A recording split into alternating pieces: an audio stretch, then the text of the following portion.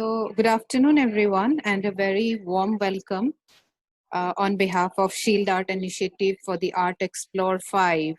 And today we have here, for this session, we have here artist D Priyanka, who will be in conversation with Vaishnavi Ramanthan. So, D Priyanka is an artist who did her MFA from College of Art in 2017. And since she is from, her family is from a doctor background and science, so her works, and she is the only artist, so her works are an amalgamation of science and art, where she also looks at quantum theory of physics, microorganisms, and other things, which we will see today. And she has participated in various exhibitions in India, across India. And also she was a part of Students Biennale in 2016, right? And we have here Vaishnavi Ramanathan, who is a curator, art writer, and a historian who has written for magazines such as Art India, Take on Art, Mag, etc. She is a Charles Wallace awardee and used to be a guest lecturer in art history at the Government College of Fine Arts, Chennai. And she received her master degree in art history from Karnataka Chitrakala Parishad, University of Bangalore. She also worked as a research assistant for various publications, NGO, and consultant as foundation also. She has been a part of many important curatorial projects. And she has been also associated with the Piramal Museum of Art, Mumbai, in the capacity of a curator. So I'd like to welcome all our guests as well as Vaishnavi. So I would like to hand over to you to begin the conversation with D Priyanka. Thank you. Thank you, Pranamita. First of all, I would like to congratulate Shield Art for this great initiative.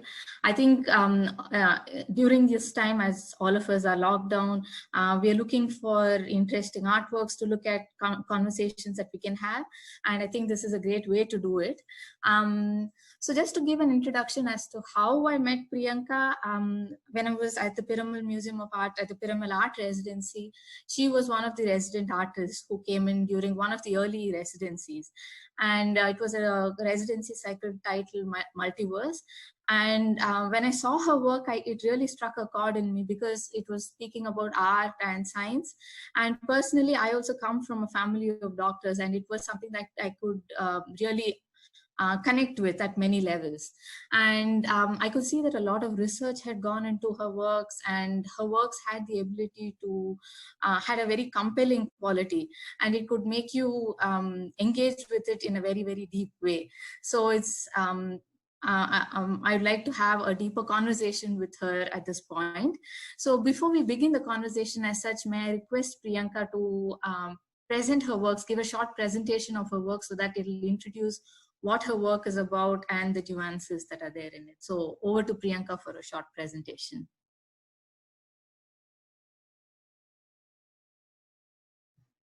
Priyanka, you have to unmute yourself.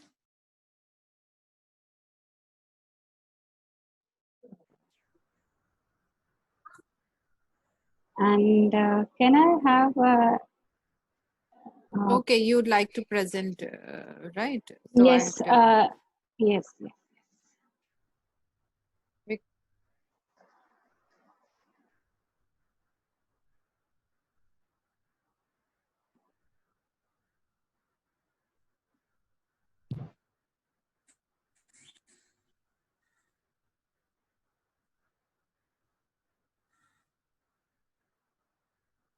We all are learning these new devices.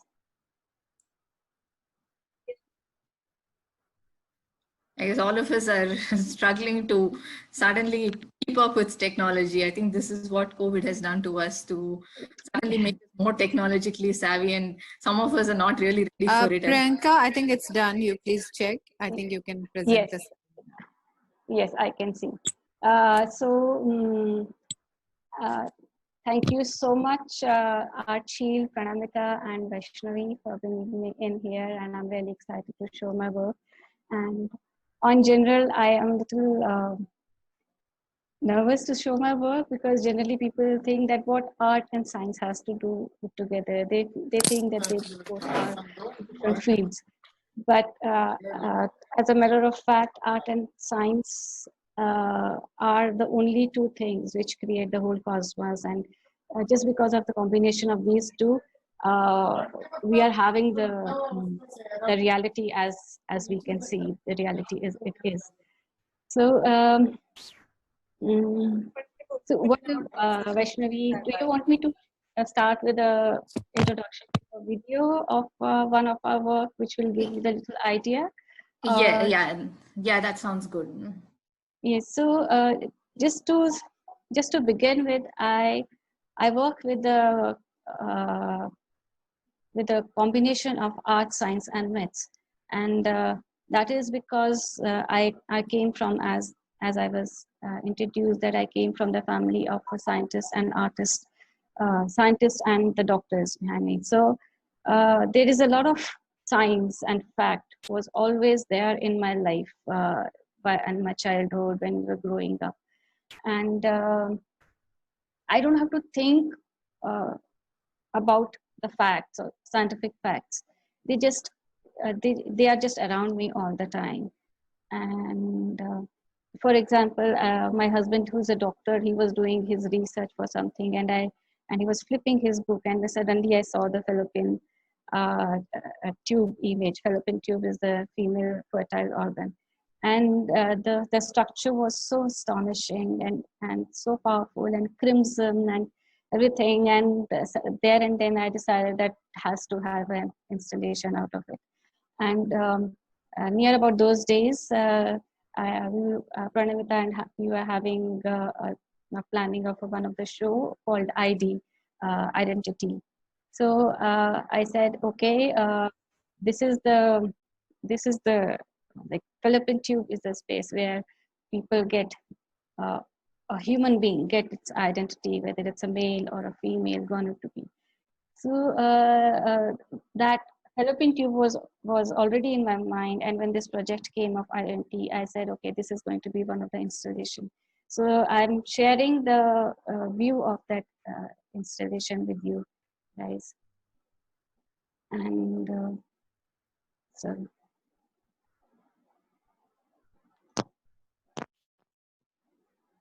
okay.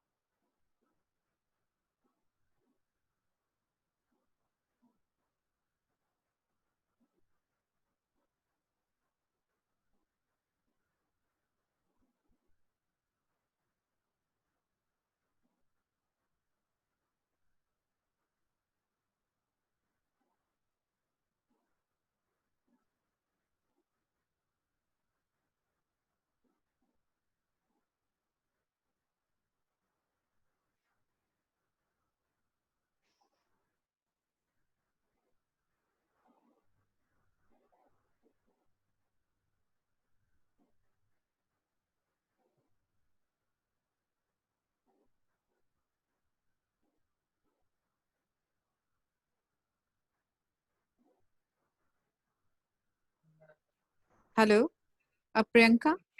Yes. Since you are the host, there are some people on the waiting room. You have to admit them. Please Okay. check.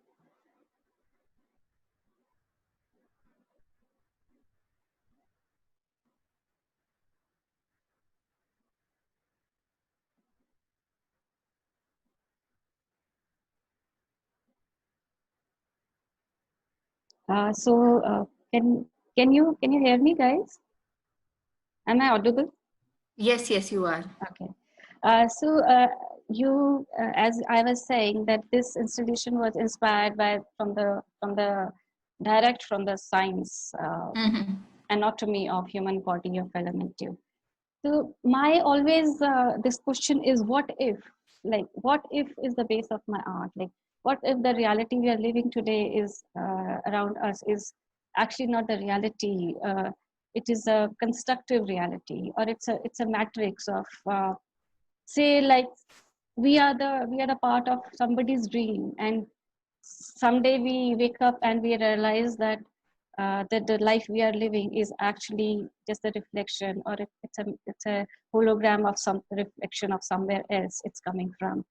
So and how it is not possible that in this billion uh, years of light years of cosmos, this is the only planet which has earth into it. So why not there could be the other planets which have the life into it? So, I'm really fascinated with this idea of having uh, I'm really fascinated with having the idea of a large cosmic reality around us, which might be controlled by the hyper reality of some other planet, or maybe the higher energies. So, like, there was a scientist who Kardashian. He has given the big scale, telling there are four types of civilization. One type of civilization is like us. Second, there are higher kind of a civilization which can harness the energy from around the planets they are. And the highest is energy which can actually control the cosmos. So humans are the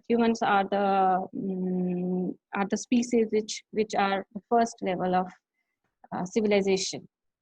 So what if we get up tomorrow and see that we are actually controlled by some other parallel universe around us, and we are mm, mm, just the reflection of their dreaming about us, and we are actually have no control on us. So this what if really plays a big role into my work. And and to give a little background, when I was a little kid, we were given a lot of children literature from all over the world, from the Greek mythology and Russian literature. I would love to show you one or three books which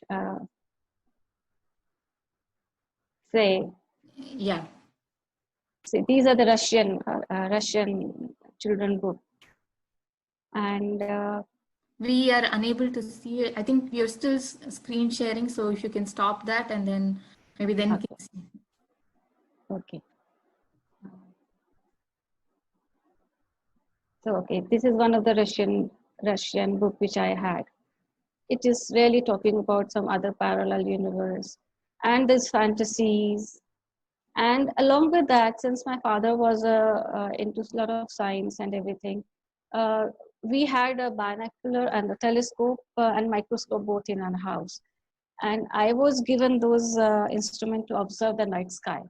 So when I used to see the night sky, you can see the constellation. But those books, those like these fantasy books, they tell me that okay, these are not the constellations, but some lost princesses or the Greek gods or something which are there and wandering into the night sky. So my little mind, like tender brain of a child of a age of maybe like 10 or 12 years, I was actually getting this unerasable impression into my mind that there is a life somewhere beyond our capability to see. So when I grew up, I realized that okay, this is the reality is somewhere else, and life is not the fairy tale. So it really hit me hard, and I started yearning to make my the space, like personal space of my own. Uh, then during my masters, and I gradually started seeing the evil side or the hard fact of the life. uh, Art became an escapism for me, and I made a glass box for myself, and it it had all the mm, like comfort zone for me. It became the comfort zone for me. uh, so though it had everything, like every uh, physicality, the facts of science. It was ruled by the law of physics. So I created a world around me in a form of an art, where I can glass box which I can get into and I can make my own reality. So that's how the art came to me, and Okay. my life is just nothing but the pages of my past which is there. Yeah, so it's really fascinating to see how art and science have come together in your work. And I think as many kids in the 80s and 90s, many of us grew up looking at Russian literature, Russian fairy tales, and it opened up a whole new world for us. But I think only few people like you have been able to take it and translate it and do something, an artwork out of it. So one thing that I'm very curious here is that science demands a lot of research, a lot of reading, because none of us are trained in the sciences formally. So what kind of research goes into your work? And I know that your work has a long ideation process. So can you talk about that? Definitely. See the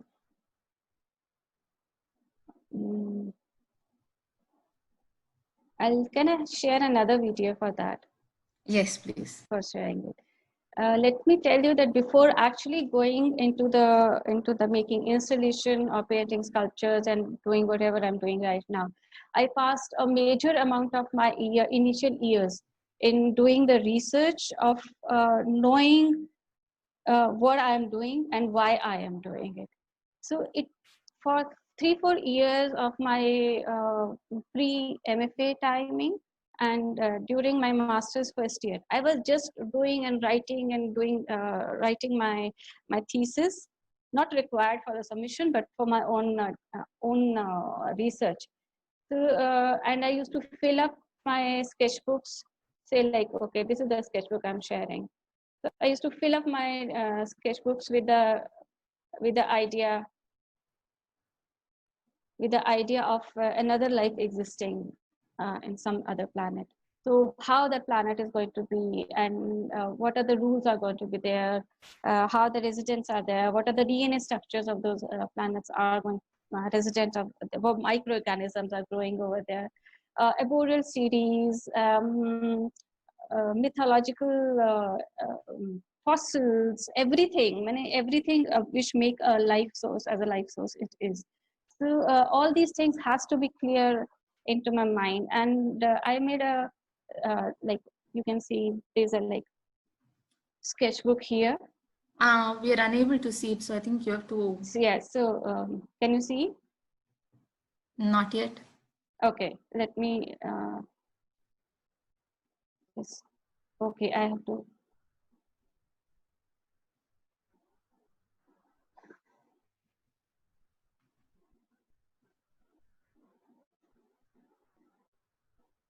Can you see me?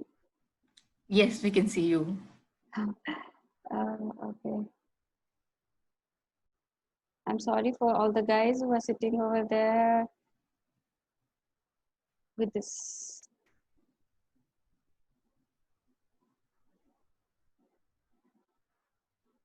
Okay. Yeah. Though I practiced, but I still am not able to do it. Okay. So this is the sketchbook. You can have an idea that how much written work and researches have been there.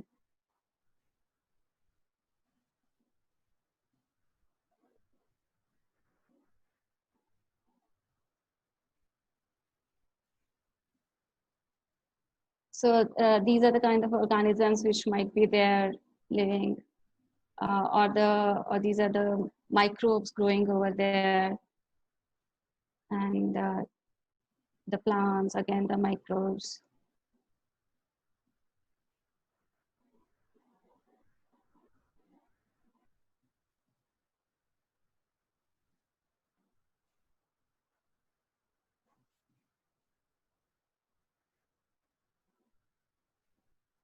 So these are the fossil studies which I thought that somebody might find somewhere.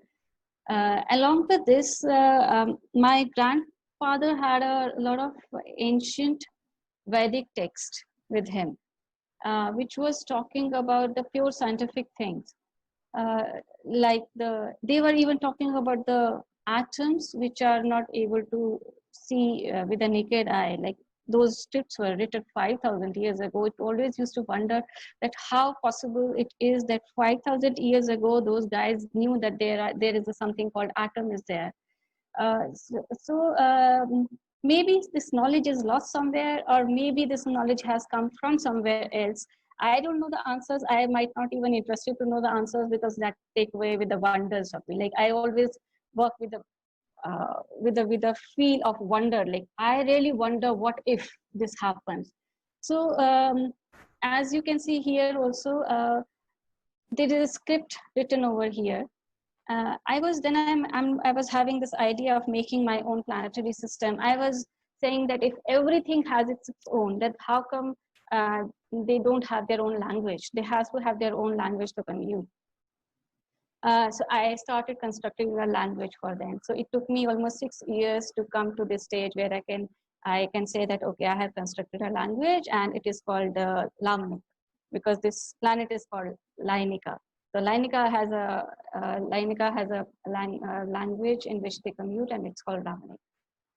So, and along with that, I started researching upon what kind of a fossil, if somebody will like try to decipher this language, the symbols has to be there, the buried fossils has to be there, some mark of lost civilization has to be there. So a lot of those studies kept on, like I kept on letting myself wonder that I should keep on wondering as long as I'm living, and I should keep on adding all the resources on the base of physics, because law of physics, if it works here, it works everywhere in the cosmos. So I really don't want to leave any evidences out there, and somebody will say, okay, that's just an imagination, or just a fantasy, because I want to give every proof to them that this reality is actually existing somewhere, as I say, like 450 billion years away from our planetary system. So, okay. So I started, before actually going into art, I was doing all these studies and researches and creating language for them, and going through those the manuscripts of my grandfather. I had fantasy of these old lost manuscript, which somebody might have stumbled upon and find out that there is something out there and we have yet to discover. So I started giving this like coffee strain, to give it the old, or burn somewhere, to give it the feeling of lost memories, or lost forgotten gods and goddesses or something. So let me continue with this. And then gradually I started bringing these sketches into my watercolors and sculptures, and say, like I was, so you can see that I had like Andromeda, what does it mean, and Levinica, and how those two planets have the subplanets around them. So all these studies were going on into my mind about the DNA structure, about the planet, about the position of those galaxies around the Lainika, and I started even creating the map for how to reach to Lainika. And what kind of plants are growing over there. If some plants are going over there, then okay, I'll show you the study of DNA structure also. I speak very fast, so please remind me if I'm doing so. So Priyanka, along with that, along with the images that you're going to show, can you also throw light upon the way you approach different materials and medium, what each medium gives to you, and how you select the medium, whether the medium comes first or the concept comes first? Can you throw some light upon that as you show these next set of works as well? Yes. Medium is See, the idea is the most important. Whatever I want to say, that's the most important thing for me. It doesn't matter what if I say if I can say best it in the form of a sculpture, or in the form of a drawing, or in the watercolor, or in the miniature form, or the large scale drawings. I'll show you. I'll try to convince. Like it's a language which the idea has to say. So whatever the language it needed to be the best, I will say it in that form also. So when I was doing the study of DNA structure, I was thinking that how can I, because those people are from the type 4 civilization. The type 4 civilization is the highest, one of the highest form of civilization. They need to have a special DNA structure for them. So they should be luminous, they should be beautiful, they should be like, and those fairy tale effects which I had into my mind always, like like the bewildering quality. It should have those. I yet haven't come up with the actual form of a human beings are not going to be there. So whatever going to be there, I haven't came to that point. But yes, this is the DNA structure of those guys, whoever they are, they're going to be. And I believe you also have a name for the different creatures that inhabit this planet. Yeah, maybe, but I haven't termed them yet. Okay. Because this is not the study of a 1 or 2 days. I guess it's going to be longest storytelling thing. I just want to bring up one thing. So the connection might get cut in a little while. So if it does get cut, I request everyone to join back using the same link. Until then, we'll continue the conversation. What is your work process like? I know sketching is very important. It's a very important aspect of your practice. What are the other kinds of techniques that you use? I know you use kirigami, origami, and things like that. What are the other processes that are inherent to your work? So straightaway processes, I dream. And dream in a sense, like actually daydreaming, sitting in my studio, just staring at the wall, and images start coming into my mind, that, or something, because I'm a really avid reader, and I keep on looking for things, like wondering. Even when you're walking on a road, you will find a strange pebble somewhere in the corner, and you feel like, oh, this looks very strange, and I pick up. So there are many small things with me which are there from past, like 14 year, 15 year, 20 years, like grass root is there, or the termite eaten wood is there, or some piece of a stone or pebble which looks like very abstract form, they are there. So those things, they I start doing those, sketching those things, and they started taking their own shapes. So I don't work hard for making art. I just have that feel of space, of creating this something which is uh, very fantasy kind of a world which is there. So things just travel to my mind, and all I do is have keep my those sketches, like sketchbook, like part 1, part 2, part 3. I have those sketchbooks with me, and I keep them with me, and I can see the recordings, and I keep on doing drawing, and suddenly at a point you feel that yes, this is a form has come where you can develop this form in this certain way. So like some forms will come as a fossil mark, some form will come as an arboreal series, some forms will come as an or microorganisms. So in this way, they take their own journey. I just follow where they lead me to take. Yeah. So there is a very strong archiving instinct that you have, like you're collecting objects, and you're also, in the way you maintain your sketchbooks as well, you told me that you systematically cataloged everything. And eventually you also mentioned that you would like to see all your works come together and create this other, a place where it can be viewed together, maybe not in, if not in your own lifetime, maybe in another lifetime, where people can come and see it. Can you talk about that? Because it's a very fascinating idea for many of us. Okay. So, I'm creating a planet. which has a life of its own. That's what I'm saying. And I'm trying to give you all the evidences about it, of this existence. And okay.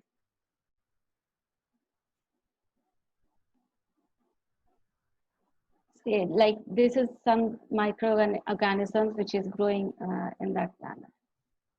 Okay, and these are the symbols which are presented, or if some archaeological is digging something, they might find some symbols like this, like a crop circle. So I was very fascinated with the idea of crop circles, though I don't know whether it's a reality or not, but I had this impression that I wish that it might be true. And these are the say like mythological creatures of Leinica. So I am recording all these studies as an archive. Say like, can you see? No, you're the screen. Okay, okay. 1 second. 1 second. Now I know how to deal with it. Can you see now? Yes. Yes. Yeah. Yay, I've learned it. So, okay, so you can see the title, like Book of Leinica, Type 4 Civilization, Chapter Mythical Creatures, page 0.4. That means that all these things, even if some collector has bought it and take it, they that's what I really want. That I should have a contract with them that maybe after like 100 years from now, wherever these works are traveling, they will be, I will be, or the trustee or whoever it be, like after 100 years, we have to keep the track of all these works. And say like after 100 years, these work has to come back together, and a form of a book, like a manuscript, bind it together in a form of a archival files, like lost archival file of some planet which is yet to be discovered, and somebody has stumbled upon that book and they find out that okay, all these evidences are there, and there's so much of reality and so much of diagrams are there, facts are there, language is there, fossil marks are there, like every form of evidences are there. Then there has to be some life, and they have to find out in the pure scientific way. So in a way, I am really inviting the collectors and buyers who are collecting my work, to become the part of a history. So like they are also tracing with the time. They are also becoming the part of making of this book of Leinica. And from everywhere, from the world, wherever they are, and at one point of time, they will all come back together and bring those pages, and those pages like with the title like the chapter creature 1, page 1, page 2, page 3, that book will be formed. So I have this idea of making the museum space for these works, and also bringing other people along with them as an evidences that they were also the part of making of this planet.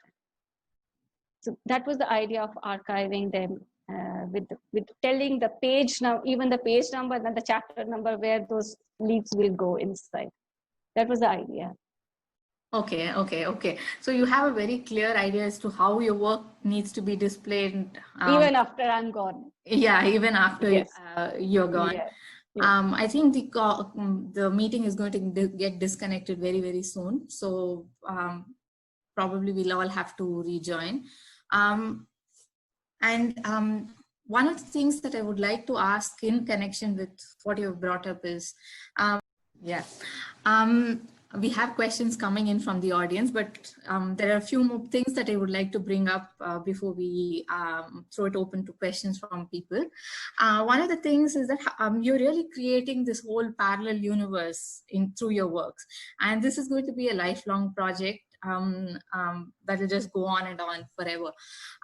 So how do you work through your different series? Does it happen like you're working on, for example, plant forms, and you're also creating language together? So do you finish working on one thing and then move on to the next series, or does it develop parallelly? It happens simultaneously. Like I told you, I collect organic objects from the maybe from the roadside or somewhere in the mountains, or in some abandoned buildings are there. So, and I have a habit of keep sketching those things, those abstract forms, and they take their own shape. So actually, I don't have to work very hard in finding. So because I know that I have to create everything. So whatever it's like the emotional aspect is very strong. Maybe at that moment I am too much into this fantasy of fossil marks, so I'll start creating and going and thinking and reading about it. So whatever is coming, flowing, the flow is taking me to create. I will go with the flow. I will not bind myself that okay, today from 3 months from now I will just do the boreal series and then I'll go to uh, I know this is going to be the lifelong process. Then why to restrict myself? So let me be let the flow take me wherever it wants me to take. So I just flow with it. I don't, even in the art, if you restrict, then where will you find the freedom? Yeah, absolutely right. Your work process is really very organic, and considering the nature of your project, I think it has to be that way. Like if you were to put say that you're going to do certain thing by this time, I'm sure it'll evolve in a very different way. So one of the things that we've had a conversation on this at an earlier point. You mentioned that when you create this parallel universe and people maybe 100 years down the line come and see it, you would like them to think of this as something that might have happened in the past, that might have existed in the past, or something that might come about in the future, or something that exists parallelly. So okay, there's this deliberate ambiguity when it comes to the time scale. Can you elaborate on that? Though inside I know what I want to do, but I don't want, I don't want to give away everything. I want people to explore them. I want to play with the imagination of a viewer or the receptor, that how they are receiving it. I really feel like leaving it on a people to wonder, like, keep on wondering whether it's a future or a past. It's like, let the imagination, some mystery to be there, to be tingered in the mind of an observer, of a viewer. Only then they can really resonate themselves. If somebody is really futuristic, they might really want to take in that term of science fi thing. And if somebody is historian, they might feel like going, okay, these are the archivals of some lost civilization. So I really want to leave it mystery space to the person who's receiving it and how they are connecting to it. I'm not going to reveal it to people. Let it be. Like it's like as they have to decipher the symbols and they have to decipher the script which I've created and I'm writing on my watercolors. They really have to struggle hard to get into the work and connect with that. That will give them the more empathy with the work. So I don't judge whether it's a past or future. I really want to leave it in the bewildering stage. Yeah, and you want to keep it open-ended so that there is a play of the viewer's imagination as well, I guess. Exactly.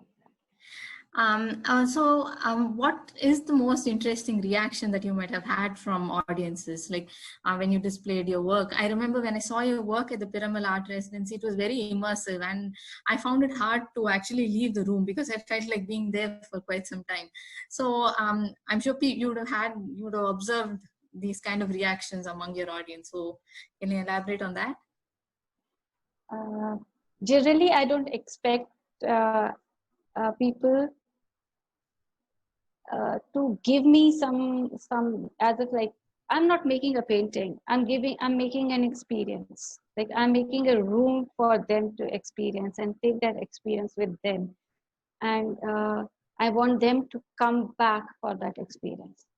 Say, like when they enter into that space, they they know that all this is a fabrication of our imagination, but they should have that yearning of maybe it's true. Like maybe they have found something which is uh, which was their lost dream, their lost escape glass cube. So I'm not giving any title uh, or like cue to them. I want to them just to be there and don't feel like going to back to this world again. And for that I create all kind of senses from the sound, from the temperature, from the light, from shadows, for the from the each and every senses I want them to touch, and they should experience those senses inside them. And they should, even when they are not there, they still feel like okay, they wish they could go back there. So the experience is more important than anything else for me. They should just have the feel of that space, which they have, which they know that it's not true, but they wish that it could be true. Yeah, a kind of what if space that you want to create for your audience, and in some ways take them away from the immediate world to a whole world of possibilities, I guess. Definitely. And everybody has their deep down, everybody has their own personal realities. So when I'm not giving any instructions, they will let their imagination work around them, and they fabricate their own world around them. So I'm giving them that space, portal, like portal in the space where they can enter and create your own reality over there. So, because there's nothing rights and wrongs in those things. It's just that they can create their own imagination and run over it, let it run. So Yeah, they should endlessly, I guess. yes, endlessly. They should feel. Yeah. And I remember you were also mentioning that it's like this Alice in Wonderland kind of a situation where it goes into one thing after another into another. So it opens up this whole world of possibilities for people. And you were mentioning here that you would like your work to be an experience rather than just something that you see. And when you talk about the experience, that means it's not just for the sense of sight, but it's also for the other senses and for your mind, your emotions, and other things to come into play.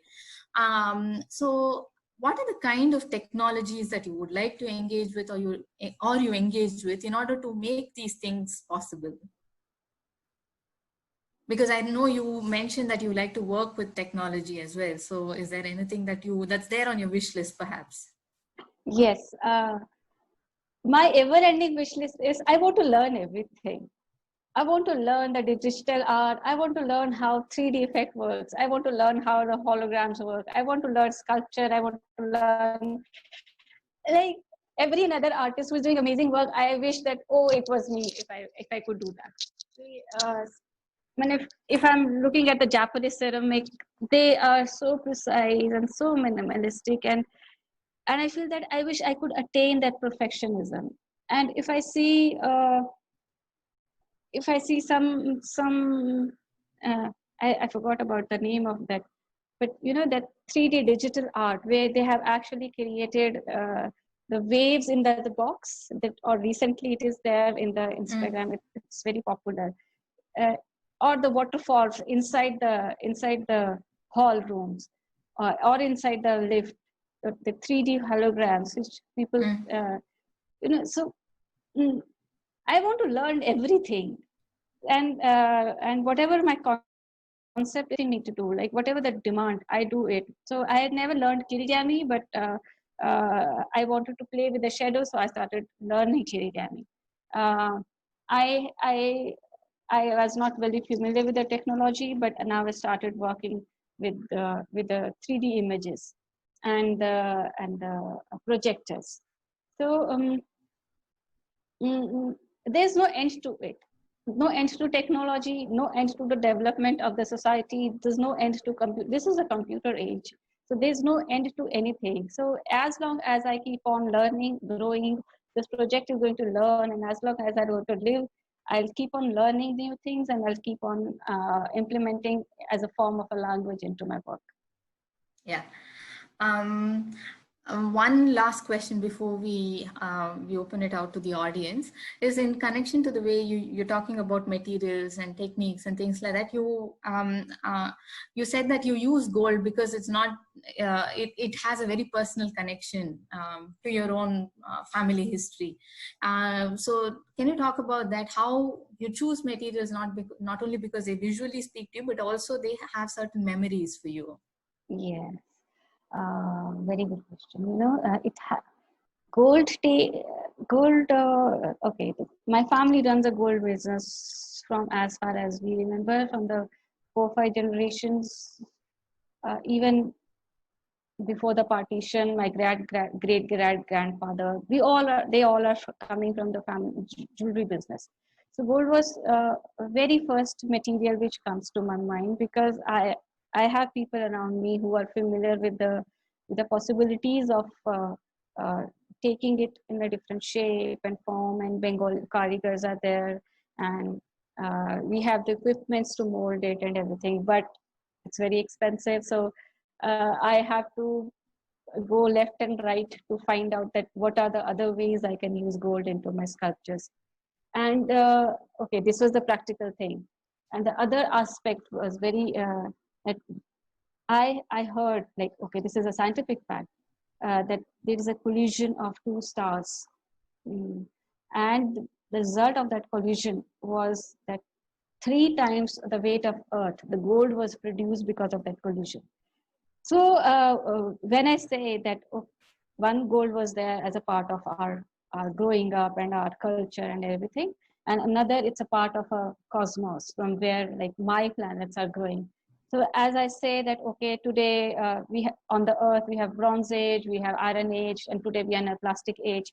So okay, let me say that Leinica is coming from the Gold Age. So like everything there is made up of that metal, which is there abundant in the cosmos. Like for us, gold might be a very precious things, but it's in abundance in the cosmos.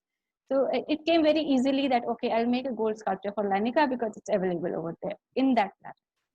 So both aspects were there, practically and fantasy. So that's how the gold sculptures came. Yeah. So there's a very interesting mix of an objective aspect as well as a very subjective, personal aspect that comes together in your work. And at some point, I think the work really starts telling you what you have to do, and you listen to it and you take it forward. It's again. Always, I never think. It's just the work which is taking me, leading the way. I never interfere into the work and say, okay, I'll take it in this direction. Then I'm controlling it. I don't want my control. I want it to let it flow into my life and take me wherever it wants me to be. Yeah. And I think that's part of the excitement as well, because you don't know where it's going to take you. Exactly. I never know what drawing or what sculpture or whatever I'm going to do tomorrow. Like today I'm doing this, but tomorrow what will I do? That then the previous work will tell me that now you do this. Yeah. It's like I would like to bring up 2 questions that have been sent to me privately from the audience. One is whether Priyanka, whether you read any science fiction to get your inspiration. That's one question. And the second one is to describe your emotional state of mind when you create art. So you can please address. Yeah, I am a big sci-fi fan. Even when I'm watching something, either the movies or the videos, or I always choose the science background thing. So because no matter whatever the facts the facts are more fascinating and more bewildering than the reality itself. So yes, I read, not the read, but I watch a lot of science fiction, and Lord of the Ring is like my all-time favorite. So again, the science and fiction, the fantasies are coming together with me,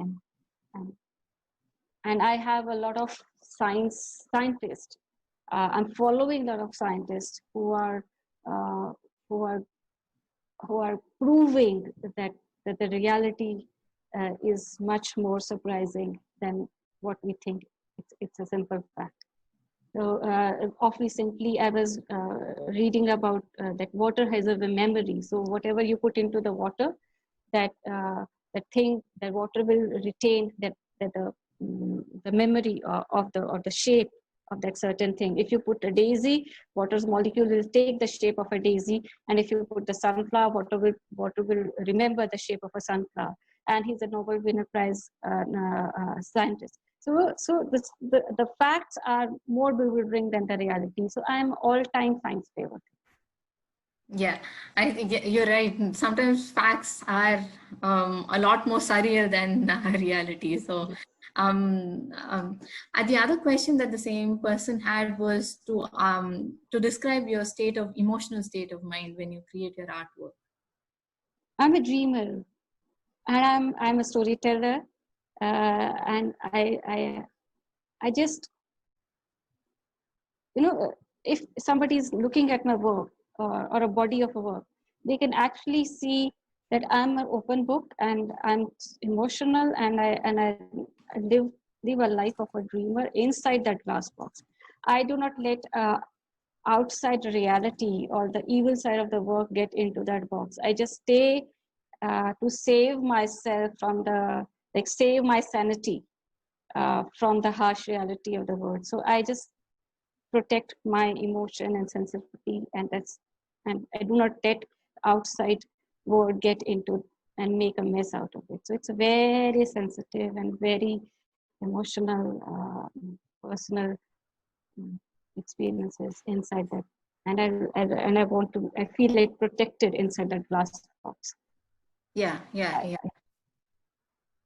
You are creating a world for yourself, and I think your works also do that for the viewer, in that they give you this other world that you can inhabit, and gives you a sense of hope that probably there is another world out there that's also equally beautiful or better. Which is more beautiful, actually, because I am I'm the creator, so I will not let any evil energy get into it. Okay. No, yeah. So only the good things are going to be there.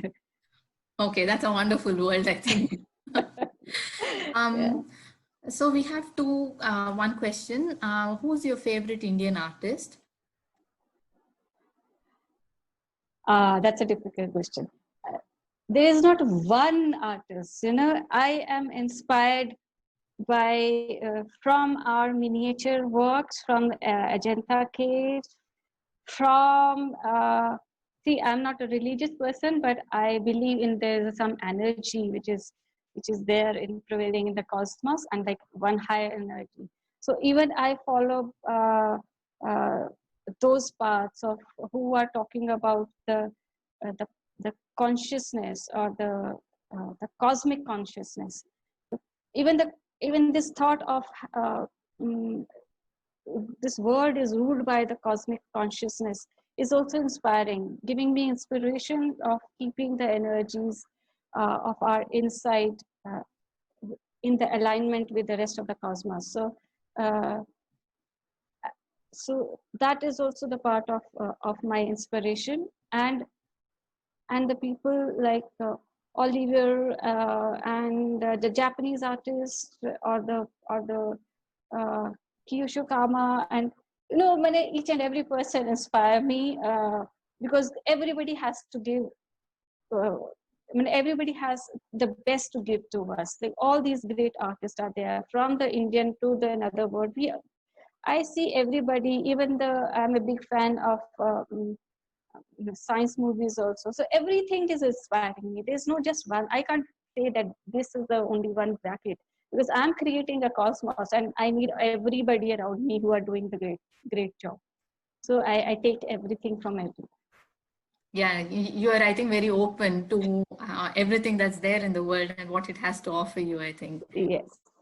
Why to restrict myself when there is so much of goodness is there? Why should I say that this is I take and this is not? Yeah. And whatever you see, I think you process it, make it your own, and then it comes into your work, I guess. So Yeah. One of the questions that has been asked is about the aesthetics. How about the aesthetics of ancient knowledge recording? I think this is a question that's valid for you, because you mentioned that it's something that you have looked into. It's a very good question. I really, and I'm happy to answer it. As I told you, like my grandfather had all the 4 Vedas in our house, so he used to read those Vedic scriptures. So those ancient Vedic knowledge which we had, it's so precise, and it's astonishing. It gives you goosebumps that of recently they have discovered that in the behind the Saturn there are 2 twin stars are there, like not even the one star, like twin stars revolving around each other. And because it was not visible through the Hubble or any other telescope, because it was behind the planet, and it was Earth was in the rotation, there's no point that they could see that. Now they have discovered it. But that same stars are already mentioned in one of our cosmic scriptures, the ancient cosmic scriptures. So how those people knew that they are there? So I really have this strong influence and of those ancient scriptures, and I really get inspired from those inscriptions which are there. And I have read those things. Like I have read those things. I knew a Sanskrit language. I learned it into my schooling days. So I know they're talking about this the many hard scientific facts. So I'm a big fan of those things. I guess I answered the question. Did I? Yes, yeah, you did answer the question. Okay. Another thing that has come up from the audience is, since you mentioned you allow art to lead you, how would you describe your evolution as a painter since you started painting? Yes, that's a very good question. I mentioned about the conscious thing. So when I was thinking about the consciousness of these organisms living over there, so I started reading about the different level of consciousness, saving myself from the religious aspect. I am not interested in the religion, but yes, I am interested in the energies which is flowing into the cosmos, in the universe, and affecting us each other. So when I'm saying that type 4 civilization, the consciousness, that means the consciousness of those civilization is so strong that they can harvest the energies of the planet around them. So that also means, say, like if I'm a person, I'm an earthling, and if I'm doing my practice, my focus is in such a manner that I should be able to connect myself from this level of conscious to the higher level of consciousness with them. It's a mental state. So it's more like a meditative thing. When I'm doing these drawings, or say like even if you're doing a mundane thing of cutting vegetables in the kitchen, you find the inside of, say, like pepper bear, the seeds are connected with each other. But so you are able to connect that mundane task with the higher purpose of how those tiny things are connected with each other, and then when you draw those things, it's such a meditative thing to draw silently with the focus and forgetting about rest of the world. Each seed you're drawing on the sketchbook, it just translates you from one level to another. It's just an experience which has to be felt. I can't say into the world. It's the connection with your consciousness, with a higher consciousness, is a thing to experience, not to say. That's very, very beautifully put. That something that's really mundane can also take you to a higher level, just because you are totally with it. You are with what you're doing rather than allowing your mind to get distracted. So it opens up a lot of possibilities for you because of that. One thing in relation to this, and something that you were also mentioning, is that you want this other parallel world to be a better world, that nothing negative should be there in it. So as you're creating this world, what you're doing is to actually be a creator in a larger sense. So does it also bring with it a certain amount of responsibility, a greater sense of responsibility, that as to how you create this other world? Have you ever No, felt? not as such. I don't feel Okay. responsible because I think from the heart. Like the whole life is dictated from the heart, and I don't work with the mind. Even my day-to-day life, many times I'm accused use your mind, but I'm not capable of using mind because I'm ruled by heart, and I'm ruled by emotions, and I'm ruled by love, and ruled by uh, the the need of love. Like I'm a sucker of love, so I want everything around me beautiful. So that's the way of my living. So I don't have to work hard for making things better. It's just how I live. So I don't have to work hard, Yeah. consciously for making Yeah. things beautiful. They are beautiful, and I guess that because of my childhood engrossment in fairy tales and the folk tales, where everything is beautiful and nothing is bad, and even if it is bad, some hero or someone will come and they'll save you from. So it will like you're in a protective state. So I'm always in the protective state. I'm always in an emotional state. So nothing can bad even come. So that's how it is. Yeah. So it's a very, very organic thing that I like. It's not something that you deliberately do, but naturally it happens, so that you're drawn to everything that's beautiful, that's good, and that's how it manifests in your work as well. Do we have any more questions from the audience? Because we will soon, this session will again end. So do we have any questions from the audience? Okay, looks like we don't have. There is chats are there. Yeah, I think I went through the chats. I think And no, Vaishnavi covered most of the questions that have been yeah, all asked. the questions have been Yes. asked. So okay, so there seem to be no more questions. So before I hand over to Pranamita, I would like to thank Priyanka for taking us through her works. Though I've interacted with her many times in the past, I think every interaction opens up a lot of new knowledge for you. And I got to know many things about her work and how artists think about their work as well, and how their practice grows with time. So thank you for taking us through it, Priyanka, and I really look forward to knowing more about your work in the future. And Thank you, Vaishnavi. You are such a wonderful person yourself. I feel like people bear with the artists because they live in their own personal space so much that other person sometimes feel that okay, get real.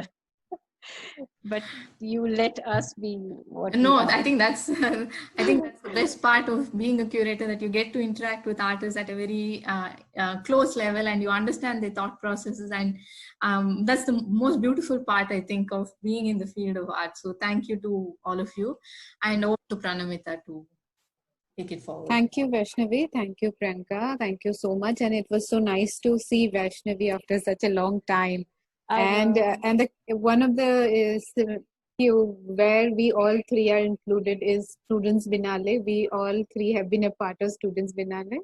And Vaishnavi Yeah. was with me in 2014, and Priyanka was there in 2016, I think. But yeah, still the Students Binale is a common thread in all of us. And it was Yes. really wonderful to see you, Vaishnavi, again. And thanks to the situation that we all are connected in this way because of this whole pandemic, we have thought of new ways of connecting. And thank you, Priyanka. It was really nice. And I am familiar to Priyanka's practice, and I have exhibited in some of my exhibitions, and I know how she takes time for display and the whole process of going through making an artwork. So, but still, as Vaishnavi said, again and again going through the artist's journey and how they think brings us new things in each time. So it was really nice. And thank you to all our viewers who have joined us today and bear with us in all those part of the connection, disconnection, and all those things to rejoin again. And we will be putting this video on the YouTube and share with you once it's ready, so that you can share with your friends who could not join us today. And we will be back with a new session next week, and we will put the details soon. So keep following us on our Facebook and Instagram page to know for the next program.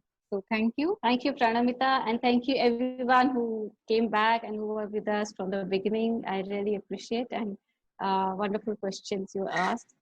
So hope we'll meet again sometime very soon. Thank you. You. Have a nice day. Stay Yeah. home, stay safe.